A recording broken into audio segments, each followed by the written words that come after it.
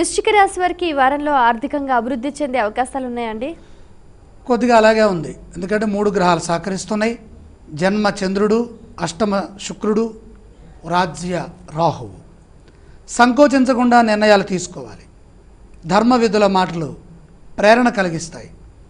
ఆర్థికంగా ఎదుగుదల ఉన్నది. ఆర్థికంగా శక్తిమంతులవుతారు. అసాధారణమైన మేధా సంపత్తితో పనిచేసి విజయాన్ని అందుకుంటారు. చైతన్యవంతంగా నిర్ణయాలు తీసుకోండి. విఘ్నాలను అవలీలుగా అధిగమిస్తారు. పక్కనే ఉండి ఇబ్బంది పెట్టేవారు కూడా ఉన్నారు. జాగ్రత్తగా గమనించండి. ప్రలోభాలకు లొంగరాదు. శుభ కార్యక్రమాల్లో పాల్గొంటారు. విందు వినోదాలతో ఆనందంగా గడుస్తుంది. వృశ్చిక రాశి వారు పఠించవలసిన స్తోత్రాలు ఏవండి? శని స్తోత్రం తప్పనిసరిగా చదువుకోవాలి. ఆలయ సందర్శన క్రమంలో ఏ దేవీ దేవతలను దర్శించాలంటారు? ప్రదోషంలో పరమేశ్వర సందర్శనం వారంలో ఒక్కసారైనా చేసుకోవటం చాలా అవసరం.